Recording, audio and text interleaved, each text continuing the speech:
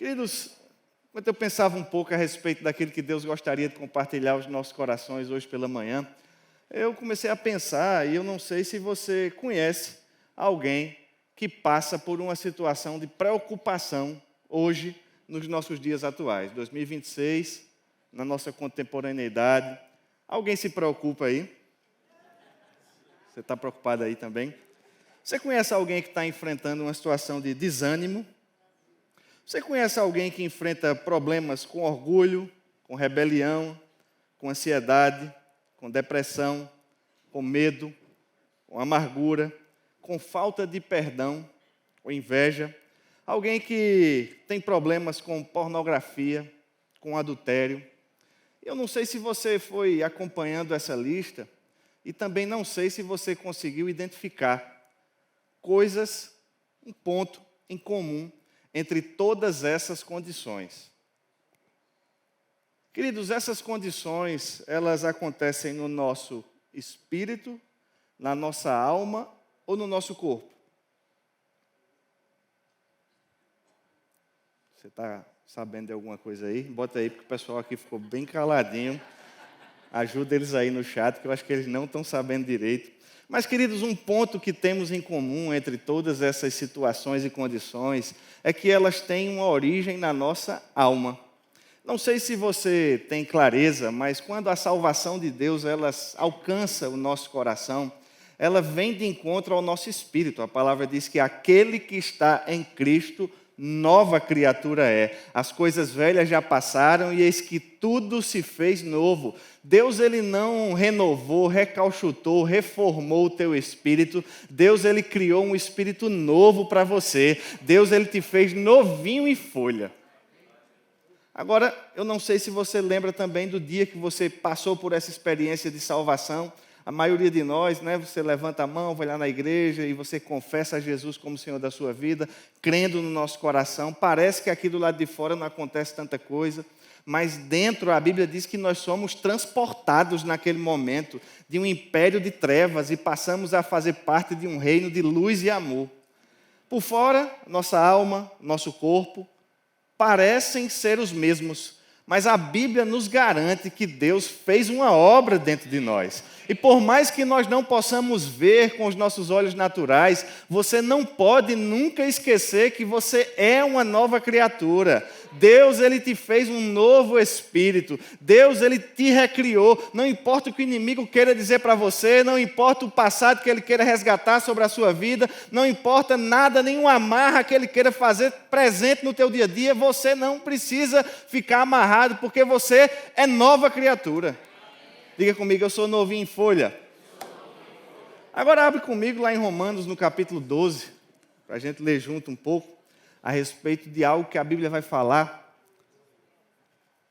Tem uns que estão animados aqui com o novinho em folha, porque achou que estava mais para velhinho em folha, mas agora está renovado aí, que coisa boa. Né? Romanos capítulo 12, no verso 1, o apóstolo Paulo ele vai escrever essa carta tão maravilhosa de Romanos para aqueles irmãos cristãos que haviam se convertido, gentios que agora passaram a ser crentes, a igreja ali em Roma. E ele diz: rogo-vos, pois, irmãos, pela misericórdia de Deus, que apresenteis o vosso corpo como sacrifício vivo, santo e agradável a Deus, que é o vosso culto racional. E não vos conformeis com este mundo, mas transformai-vos pela renovação do vosso entendimento, para que experimenteis qual seja a boa, a agradável e a perfeita vontade de Deus. Sabe, queridos, esse texto é um texto muito conhecido da palavra. 2 versículos nós lemos aqui, mas quanta riqueza nós conseguimos extrair na palavra em apenas 2 versículos. Você não acha que a palavra de Deus é fascinante? São 2 versículos que você já conhece, que você já leu dezenas de vezes, mas quando a gente para pensar, quando a gente se abre para o Espírito tratar no nosso coração, muitas vezes textos que nós sabemos de cor e salteado, eles trazem revelações novas ao nosso coração. E é importante que nós estejamos abertos para compreender isso. O apóstolo Paulo ele vai fazer um rogo. O que é um rogo, gente? Um rogo é um pedido acalorado. Ele diz, olha, eu rogo-vos, pois, irmãos, pelas misericórdias de Deus, ou pela compaixão de Deus, como algumas versões dizem, né? Parece que ele está pedindo pelo amor de Deus. Irmãos, pelo amor de Deus. O apóstolo Paulo está falando com aqueles irmãos que haviam se convertido, eles estavam trilhando a sua trajetória na fé cristã, eles estavam gentios agora, cristãos, aprendendo como era viver essa vida com Deus. E ele vai dizer, irmãos, olha, pelo amor de Deus, eu preciso que vocês prestem atenção, não é um pedido qualquer. Você poderia, por gentileza, me trazer um copo d'água? Não, ninguém roga por um copo d'água, a menos que esteja no deserto passando sede. O apóstolo Paulo está trazendo aqui atenção, ele está chamando a nossa atenção como irmãos. Porque por mais que nós entendamos que essa carta foi dirigida àqueles cristãos romanos, ela serve para nós no dia de hoje também. Porque é uma carta dirigida à igreja e a gente precisa extrair as verdades que aqui se encontram. Irmãos, pelo amor de Deus, apresente o vosso corpo. Agora apresente o vosso corpo vivo. Porque o povo estava acostumado a apresentar um corpo morto. Porque o sistema de sacrifícios que era apresentado naquela época, ele pressupunha que, ao chegar no templo, aquele animal que fosse apresentado, ele fosse imolado, ele fosse sacrificado. Mas Paulo está dizendo, olha, para a gente agradar a Deus, para a gente entender a vontade de Deus, para a gente desfrutar da vontade de Deus, não é depois que morrer. Porque às vezes a gente passa a vida todinha aqui pensando, mas quando eu chegar no céu, aí eu vou entender a vontade de Deus, aí eu vou fazer a vontade de Deus. Ei, não. Deus tem interesse que você faça a vontade dele aqui na terra e vivinho. Não precisa morrer. A gente mortifica a nossa velha carne, mas Deus nos quer vivos. Jesus já morreu, gente. Foi o sacrifício que valeu de uma vez por todas, como Hebreus nos diz. Você não precisa morrer mais, não. Tem gente que não está morrendo, mas vive como se tivesse. Porque às vezes acha que esse lamúrio, esse sofrimento, essa morte, esse calvário vai agradar ou impressionar Deus de alguma forma. Ei, Deus, Ele te quer bem vivo, alegre, radiante, animado, feliz, fervoroso. É essa a proposta da palavra para você. Agora, você precisa apresentar o seu corpo como um sacrifício vivo. Vivo, santo e agradável a Deus, que é o vosso culto racional. Porque muitas vezes a gente pensa também que quando nós entramos para a fé cristã, a gente precisa pegar o nosso cérebro e descartar. Como se Deus quisesse apenas o nosso espírito ou o nosso coração. E eu fico pensando, olha, se Deus quisesse só o coração, por que foi que Ele fez o cérebro? Por que foi que Ele nos fez seres inteligíveis? Por que foi que Ele nos deu entendimento? Porque Ele deseja, queridos, que nós o sirvamos com toda a nossa força, com todo o nosso entendimento, de todo o nosso coração, de toda a nossa alma, com todo o nosso corpo. Deus, Ele quer você todinho. Deus, Ele te fez espírito, alma e corpo, mas Ele não quer só o teu espírito, Ele quer também o teu corpo e Ele quer também a tua alma. E a Bíblia vai nos ensinando como apresentar os componentes, eu vou dizer componentes, porque não é nem parte. Porque eu sei que às vezes a gente começa a entender que é espírito, alma e corpo, né? E a Bíblia diz assim, o irmão Rega ensina assim. Mas se a gente não tiver um certo cuidado, a gente fica até meio, assim, sei lá, esquizofrênico. Não fui eu não, foi meu braço, foi meu corpo. Não fui eu não, foi minha alma. Não, você é você e Deus te criou um ser trino e você é completo. E completo você vai servir a Deus. E é isso que Paulo está dizendo, olha, apresenta o teu corpo vivo, santo e agradável a Deus. Olha, esse é o teu culto racional.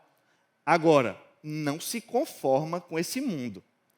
Não se conforma com esse mundo, mas transforma a você mesmo pela renovação do seu entendimento, para que você possa experimentar qual seja a boa, agradável e a perfeita vontade de Deus.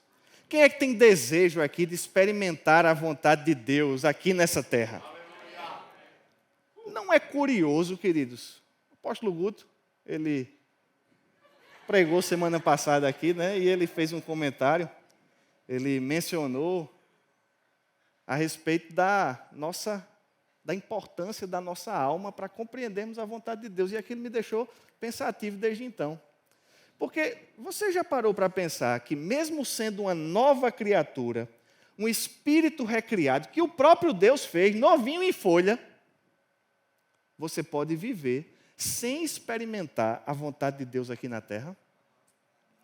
E a chave para experimentar essa vontade de Deus aqui na terra não está no seu espírito, no meu espírito. Não, porque Deus é espírito. Deus é espiritual. Ei, Deus é espírito, Deus é espiritual, mas tudo que a gente faz é espiritual também. E na medida que nós desejamos compreender a vontade de Deus, a Bíblia nos mostra que a chave para isso, ela está na nossa alma, na nossa mente. Porque se nós não renovarmos a mente, nós vamos viver aqui na terra, mas não vamos desfrutar da vontade de Deus. Eu não sei se chama a tua atenção, mas eu fico impressionado com textos como esse da palavra, porque eles trazem uma importância para uma parte do nosso ser que muitas vezes a gente quer negligenciar. E isso acontece, às vezes, até inocentemente entre nós que somos da fé, porque a gente diz, não, eu vivo pela fé, não vivo pelo que eu sinto.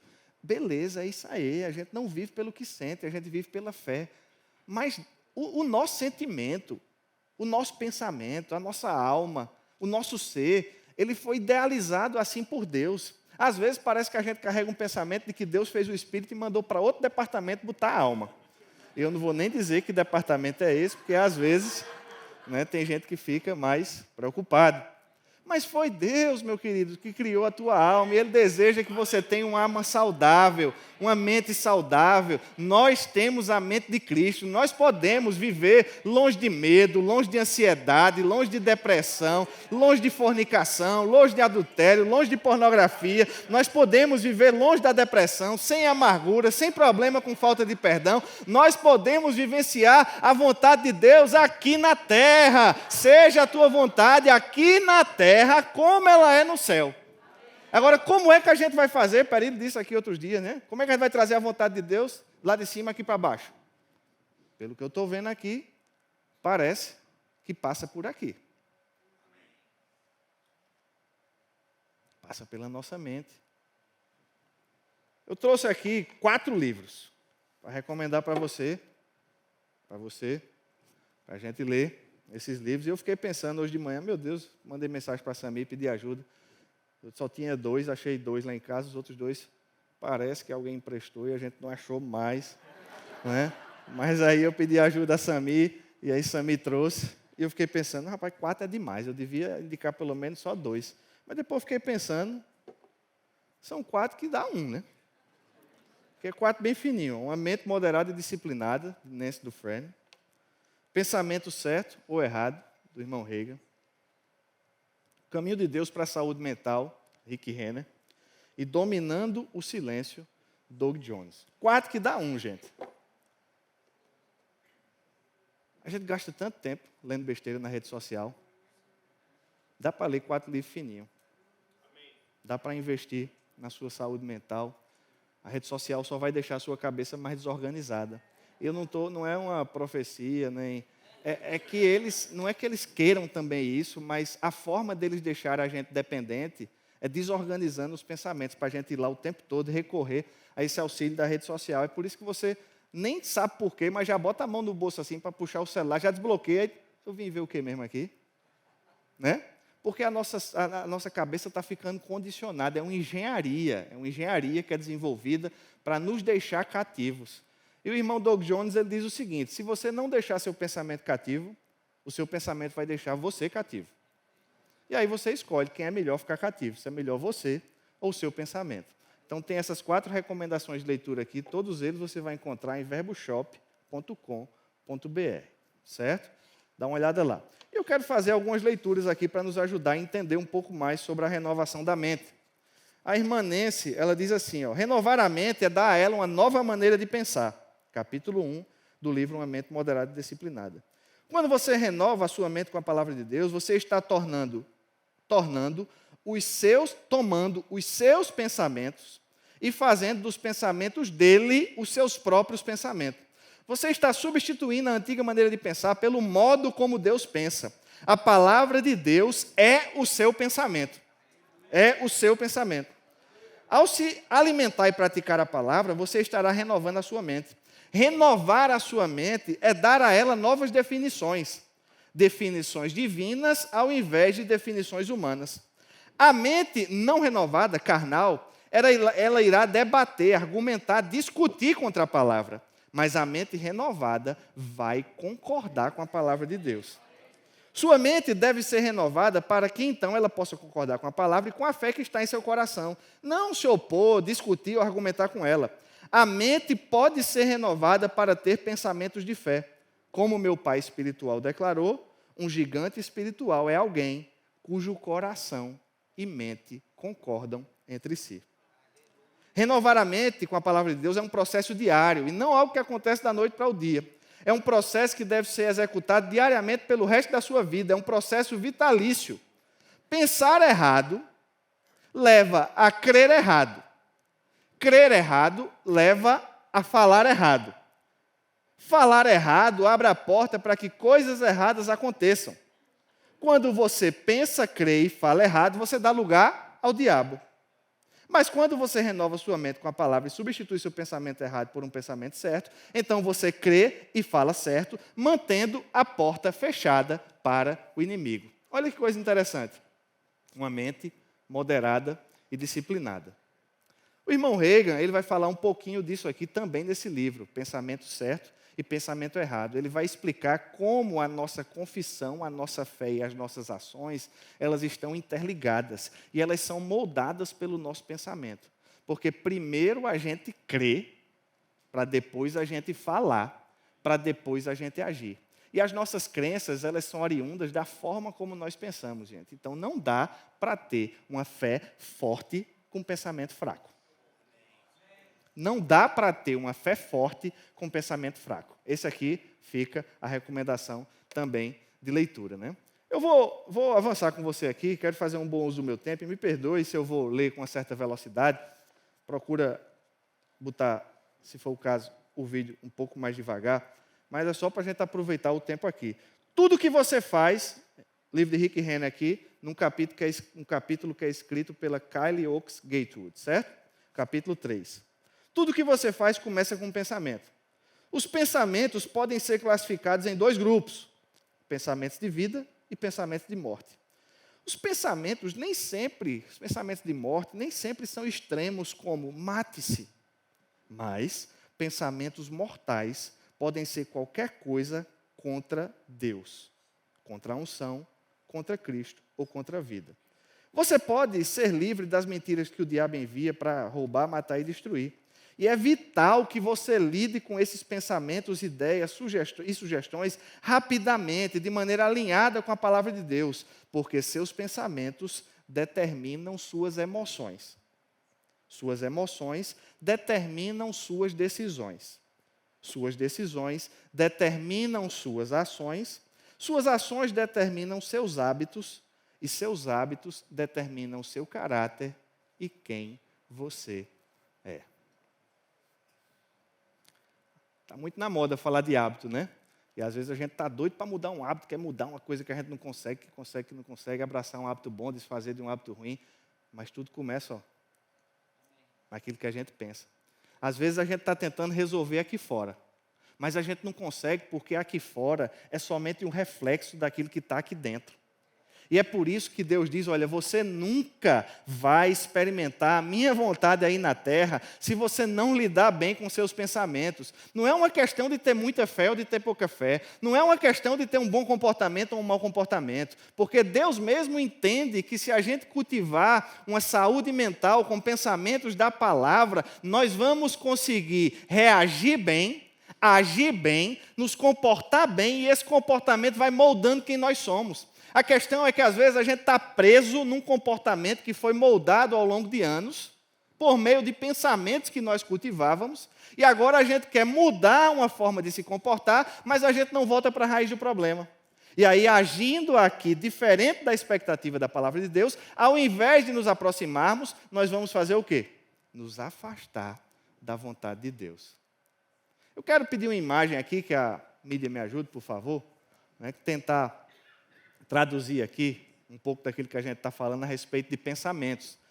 E dentro disso que nós lemos, o irmão Reagan falando, a autora falando aqui, a Nancy, o Rick Renner, pensamentos, eles de alguma forma, vão ecoar em palavras.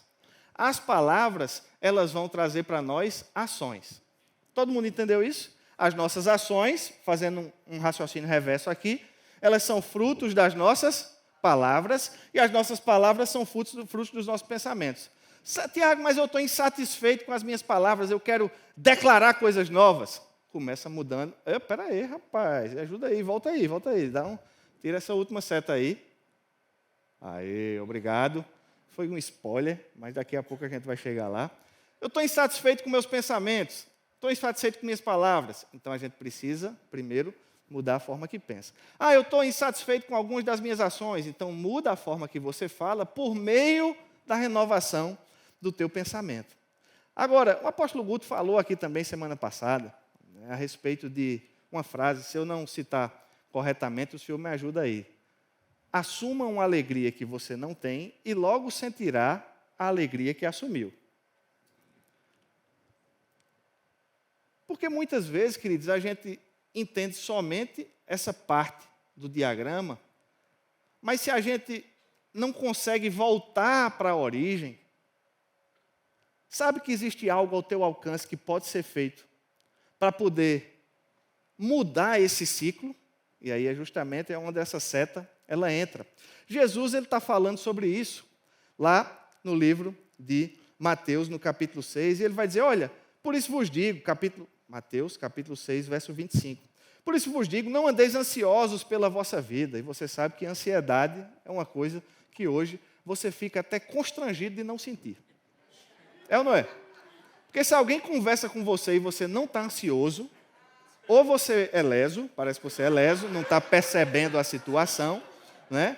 Ou parece que é orgulhoso, porque, não, eu estou vendo a situação, mas eu estou me colocando acima dela. Fulano é prepotente demais, rapaz. A coisa se acabando e ele não está nem aí, né? Você fica constrangido de não ser ansioso nos dias atuais.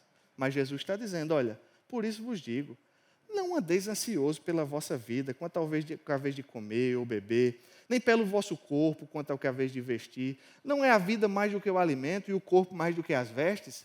Tiago, mas é porque se eu não trabalhar, eu não vou comer. É verdade. Foi a Bíblia quem disse isso.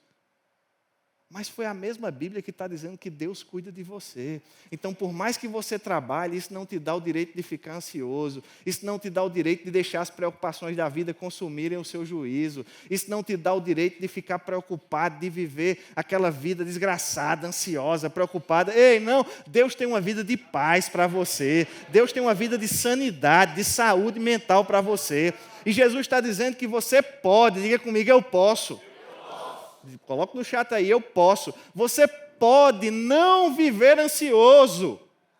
Existe uma rota alternativa. Tiago, mas todo mundo está ansioso. Graças a Deus que você sabe, sua mãe lhe ensinou desde pequeno, como a minha também, que você não é todo mundo. Ei, você é filho de Deus, você é nova criatura. As coisas velhas já passaram. Você pode não viver em ansiedade. Tiago, mas é porque você não sabe as contas que eu tenho para pagar. E você sabe as que eu tenho? Sigilo bancário. Eu não sei do seu, você não sabe do meu. Se quiser quebrar, às vezes nem consegue. Você não sabe das minhas contas, eu também não sei da sua, está tudo bem. Mas eu sei do seu pai. Você sabe do meu pai. E eu sei que se ele cuida das aves do campo, da erva, uma flor que hoje nasce, amanhã um menino pisa sem querer, a flor morre, Deus faz ela tão bonita. Os passarinhos que cantam, que são alegres, que nos acordam de manhã com toda aquela beleza, porque Deus já os alimentou. Ei, Deus cuida muito mais de você, você é mais importante, você é mais precioso. Observe as aves, verso 26 vai dizer, nem semeia, nem colhe, nem ajuntam em celeiros, contudo, o nosso Pai Celeste as sustenta. Porventura você não vale muito mais do que um passarinho? Aqui foi uma pequena interpretação na reta final do versículo, mas que diz a mesma coisa. Qual de vós, por ansioso que esteja, verso 27, pode acrescentar um côvado ao curso da sua vida? E por que andais ansiosos quanto ao vestuário? Considerai como crescem os lírios dos campos. Eles não trabalham e nem fiam, nem tecem, não costuram. Eu, contudo, vos afirmo que nem Salomão, com toda a sua glória, se vestiu como qualquer um deles. Ora, se Deus veste assim a erva do campo, que hoje existe e amanhã é lançada no forno, quanto mais vocês, homens de pequena fé. Portanto, verso 31, e eu quero que você foque comigo aí no verso 31 agora. Portanto, não vos inquieteis, dizendo: que comeremos, que beberemos, ou com que nos vestiremos? Porque os gentios é quem procuram todas essas coisas. Ei, gente, o gentio é quem tem essa preocupação cotidiana. O que é que eu vou comer, o que é que eu vou beber? Não é o crente, é o gentio. Não é o salvo, é o incrédulo. Mas às vezes a gente deixa com que essa mentalidade gentia, ela domine o nosso pensamento. Mas olhe para alguém perto de você e diga: Deus tem mais para você. Vosso Pai Celeste sabe que você precisa das coisas. Verso 33, todo mundo conhece, diz: buscai, pois, em primeiro lugar, o reino de Deus e a sua justiça, e todas as demais coisas vos serão acrescentadas. Portanto, não vos inquieteis com o dia de amanhã, pois amanhã trará os seus próprios cuidados, basta a cada dia o seu mal.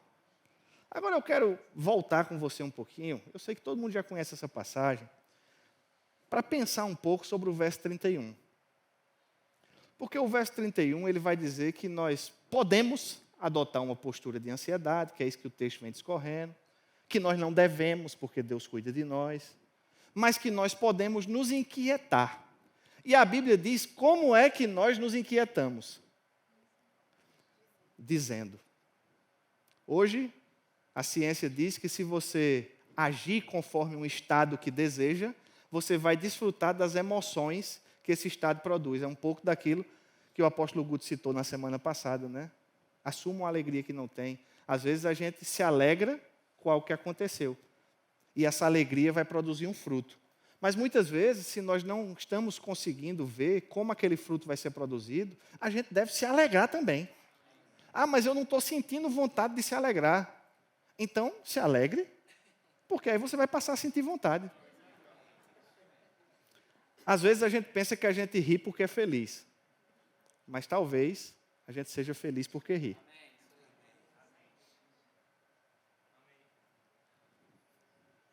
Faça, haja.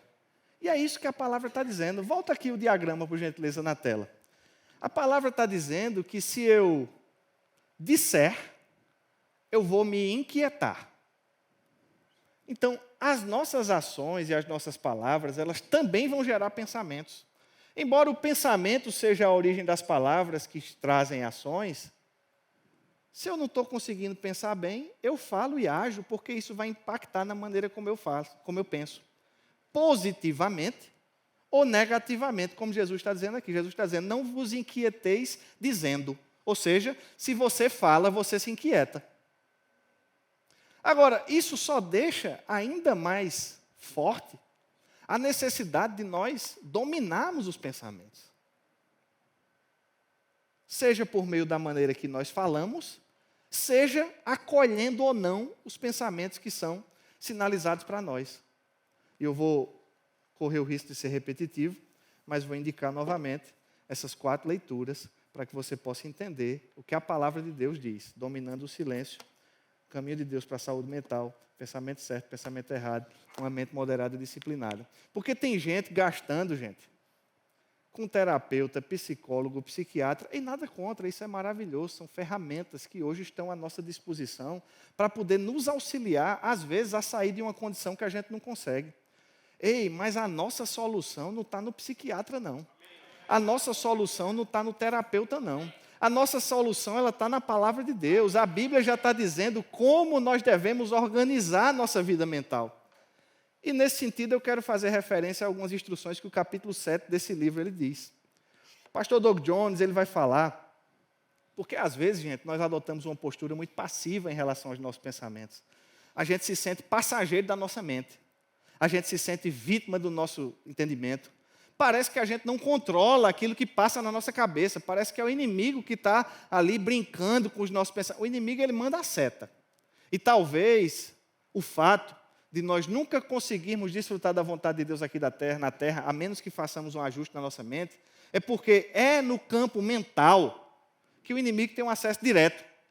O inimigo não tem um acesso direto no teu corpo, pegar um bastão de beisebol e bater na tua perna. É um inimigo quem faz isso. Mas eu não estou falando do inimigo. Está entendendo? O inimigo não tem acesso direto ao teu espírito, porque o teu espírito foi recriado. Mas ele pode, mandar uma dica, que chega por aqui. Você nem sabe de onde veio. Pai, é mesmo, será? Pai, eu nunca consigo fazer essas coisas. Eu sou meio desastrado mesmo. Chegou aqui, você abraçou, já era. Vai se comportar como desastrado, vai derrubar tudo agora. Por quê? Porque você mesmo está acreditando naquilo. Os teus pensamentos vão moldar as tuas palavras. Primeiro você pensou, falou, agiu.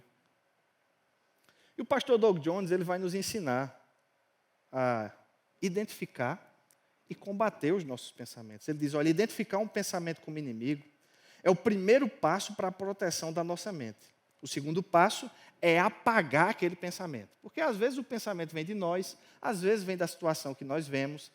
Os nossos 5 sentidos são portas de entrada para os nossos pensamentos, mas às vezes o inimigo sopra também. Agora, quando o pensamento chega, o primeiro passo é a gente o quê? Identificar. E se a gente identificar que aquele pensamento não vem de Deus, como é que a gente sabe? Não se alinha com a palavra, aí a gente precisa combatê-lo. Um fogo é extinto à medida que cortamos ou retiramos a sua fonte de combustível. A fonte de combustível dos pensamentos é a atenção. Quando retiramos a atenção do pensamento, estamos essencialmente apagando um pensamento. O tempo de vida de um pensamento é determinado pela quantidade de atenção que ele recebe. E a força de um pensamento aumenta ou diminui dependendo de quanta atenção esse pensamento recebe. Dar vazão às possibilidades, ruminá-las em sua mente, é exatamente o que um pensamento quer para florescer. Quanto mais você recebe e dá atenção aos pensamentos, mais eles crescem em força. Por outro lado, desviar a atenção de um pensamento e voltá-la a outras coisas é o pior inimigo de um pensamento. O redirecionamento da sua atenção será o resultado de uma decisão da sua vontade. Isso não é algo que acontece automaticamente dentro de nós. Ocorre somente dentro da pessoa vigilante. Isso ocorre dentro daqueles que estão fazendo um esforço conscientes para produzir, para proteger a sua vida mental. Quantos desejam nessa manhã aprender a proteger melhor a sua vida mental, para que nós possamos desfrutar da boa, da agradável e da perfeita vontade de Deus? Nós precisamos, queridos, cuidar dos nossos pensamentos. Nosso espírito, Deus já resolveu a parada. Agora, quanto aos pensamentos, não é Deus quem vai resolver, é você. E não se esqueça, você não é um passageiro dos seus pensamentos. Você é o motorista desse ônibus, desse trem, desse avião. E é você quem vai determinar para onde esse pensamento vai te levar. Ah, Tiago, mas é porque eu estou vivendo uma situação que eu não estou gostando. Então redireciona, porque muitas vezes nós estamos alimentando pensamentos que vão nos levar para lugares que nós não queremos ir. Tiago, será que eu consigo? Consegue. 1 Coríntios capítulo 2, verso 16, diz que nós temos a mente de Cristo. Amém? Que Deus os abençoe na prática da palavra. Amém?